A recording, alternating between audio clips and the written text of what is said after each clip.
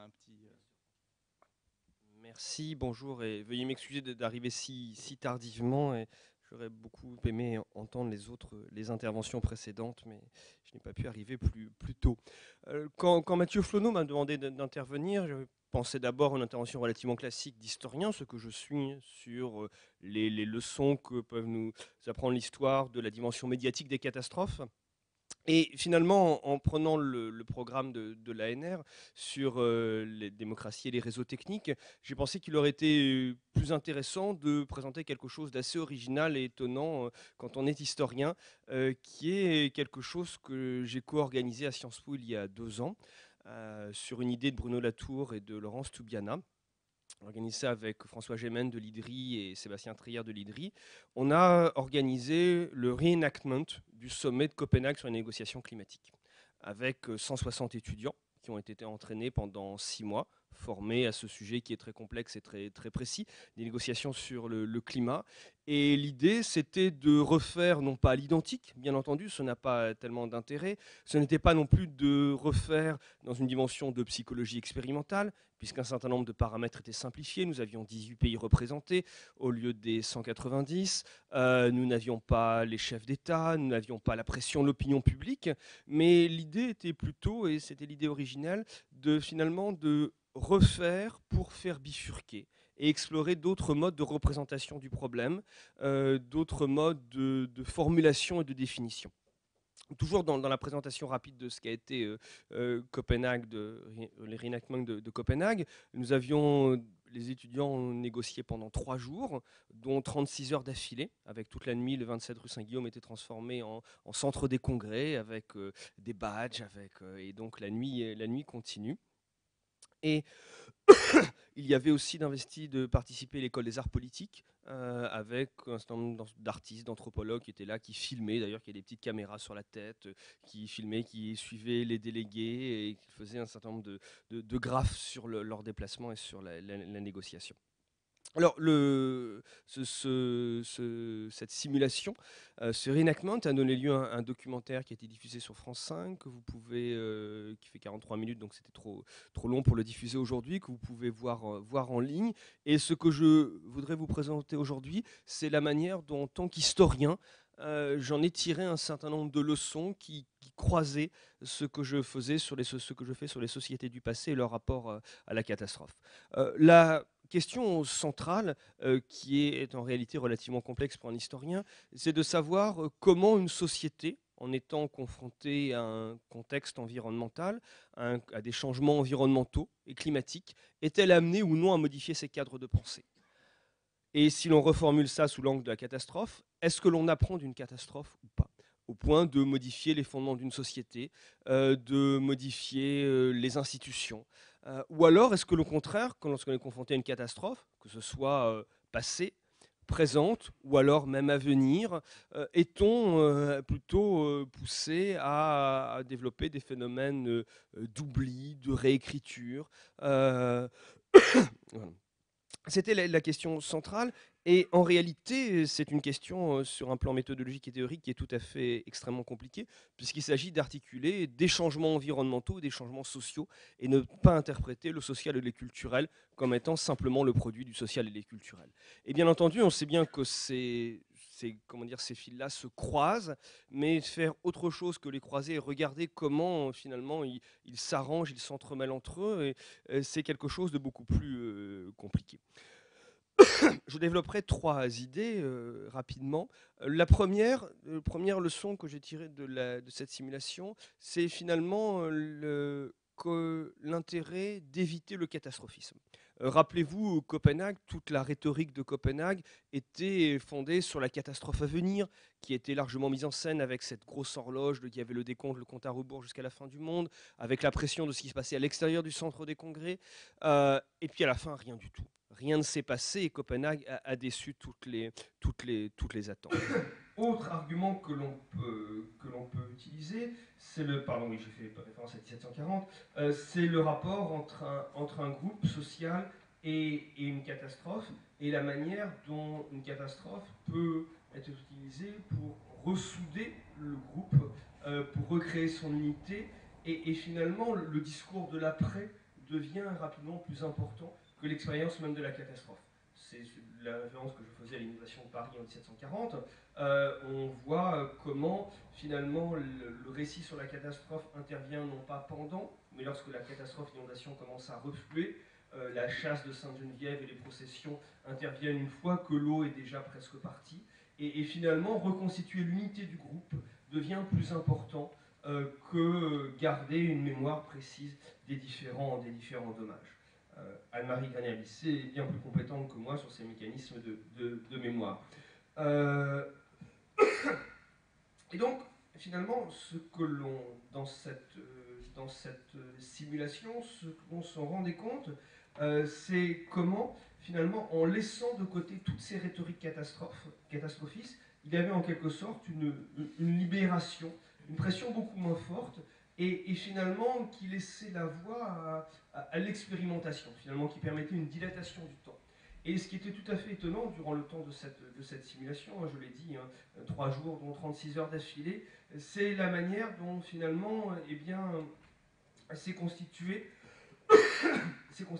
peu à peu une sorte d'arène fermée d'étudiants qui, à partir de ce qui était un jeu, se sont mis à y adhérer complètement.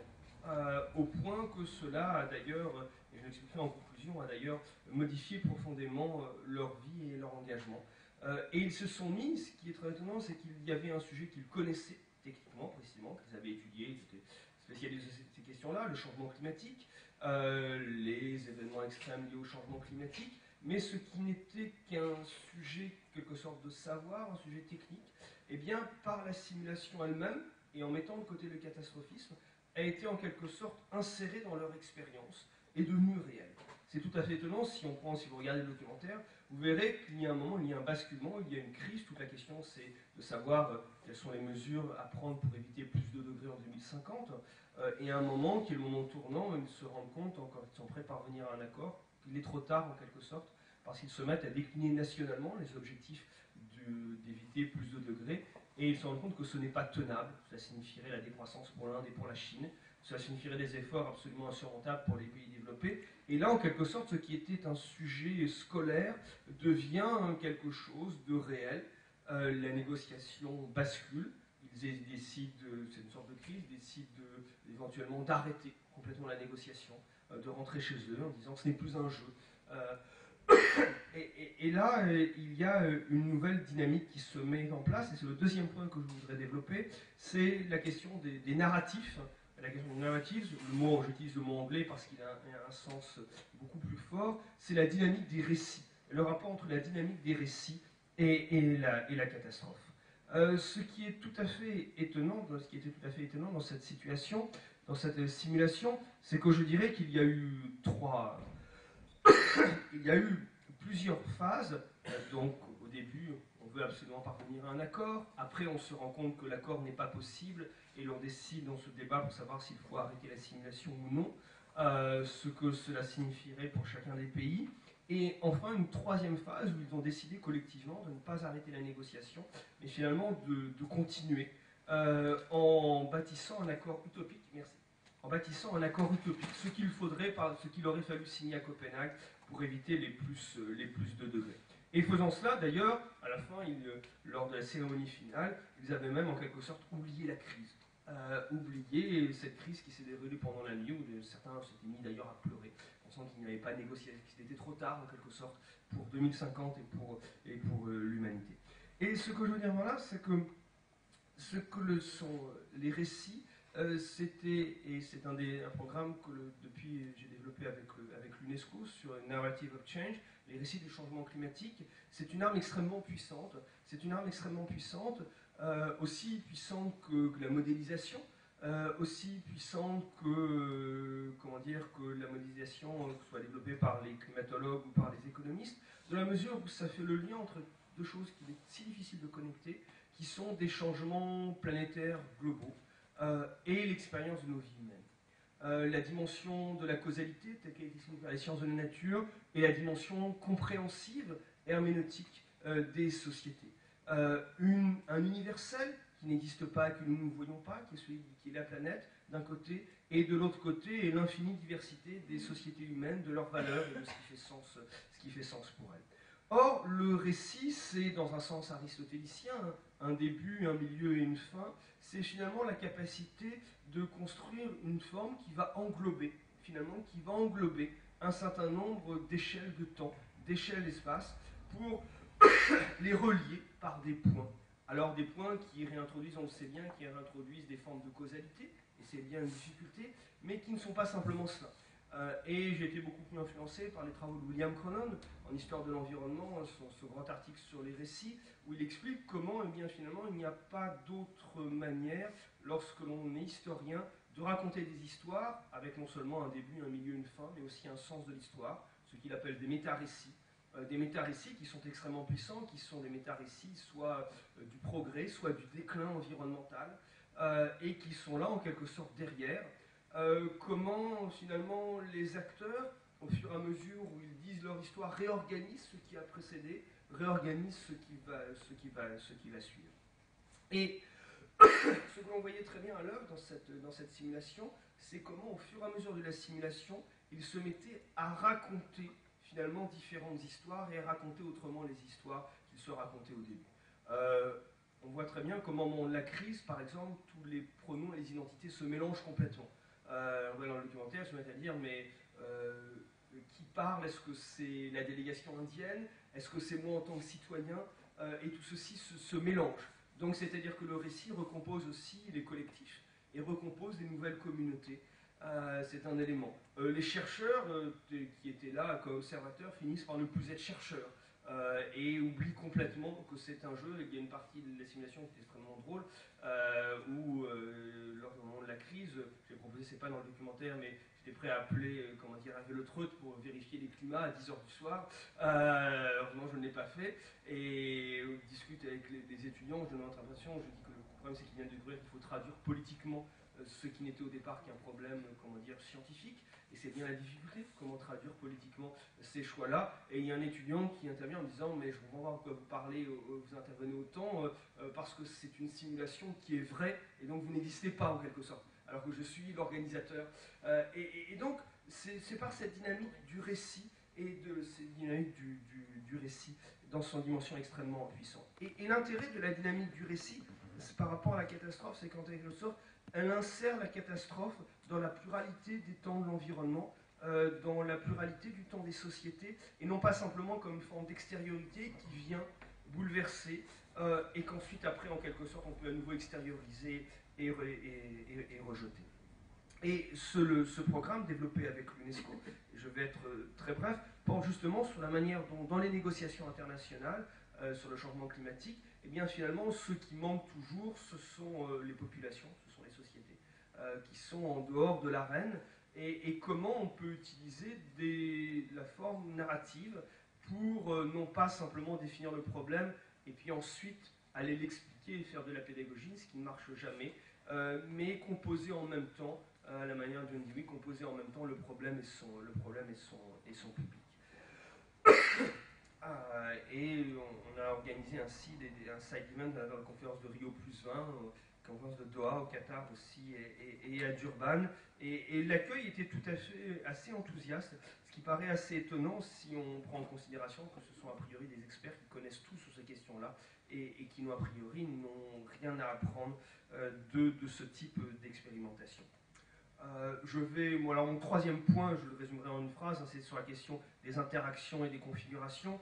C'était aussi une des leçons de l'expérience que j'ai tirée à la relecture aussi de Norbert Elias, d'engagement et de distanciation, où il réfléchit sur cette question si forte dans son contexte, qui est comment être spectateur d'une catastrophe à venir, en l'occurrence dans son cas c'est la montée du nazisme, et comment en même temps, pour être un scientifique, avoir une forme de distanciation qui permettent de transformer cela comme objet. Ce mélange de fascination et de distanciation qui a d'ailleurs poussé Norbert Elias à aller assister même à un discours d'Hitler en 1933, déguisé en arien, entouré d'étudiants blancs. Et il a théorisé dans Engagement et Distanciation, il y a toute une partie extrêmement intéressante où il utilise la nouvelle d'Edgar Poe sur le Maelstrom, et il analyse la guerre froide et le danger de la guerre atomique à la lumière de cette de cette logique des configurations et des interactions, finalement. Et donc c'est tout un élément où on peut croiser récit, interrelation, et comment les groupes se forment avec, ces dynamiques du récit. En conclusion, très brièvement, l'idée que je voudrais définir, et finalement c'est le travail que j'ai en cours sur l'adaptation aux changements climatiques et environnementaux, c'est la manière dont j'ai en quelque sorte glissé de la catastrophe elle-même à l'adaptation aux changements climatiques et environnementaux, c'est-à-dire la prise en compte de la pluralité de l'étang de l'environnement et la manière dont finalement ce qu'on appelle adaptation, loin d'être simplement l'emboîtement, comme le dit l'étymologie, à une situation environnementale donnée, est en quelque sorte un processus, des dynamiques où il s'agit d'inventer des formes culturelles nouvelles, qu'on va pouvoir investir finalement, qui vont donner à voir ce qui est invisible, qui sont l'ensemble de ces changements climatiques et environnementaux. Et le chantier empirique que j'ai en ce moment, c'est sur l'adaptation au changement climatique en France et en Europe, 1750, en France et dans ses colonies, 1750-1860. C'est la première controverse globale sur le changement climatique, qui est la théorie de la dessiccation du globe, le mythe scientifique du dessèchement de la Terre dû au déboisement, et qui a donné lieu, comment dire, à une nouvelle forme culturelle, une nouvelle forme du climat, qui a été investie par les artistes, par la peinture, par les lobbies du reboisement, et qui a donné à voir, en quelque sorte, qui a donné à voir, comment dire, des processus extrêmement complexes, au point de fonder des politiques de reboisement et de lutte contre les catastrophes qui ont eu une longue postérité et que l'on connaît bien. Mais c'est passé par l'invention, comment dire, d'une nouvelle forme culturelle. Voilà. Je vous remercie, j'espère ne pas avoir été trop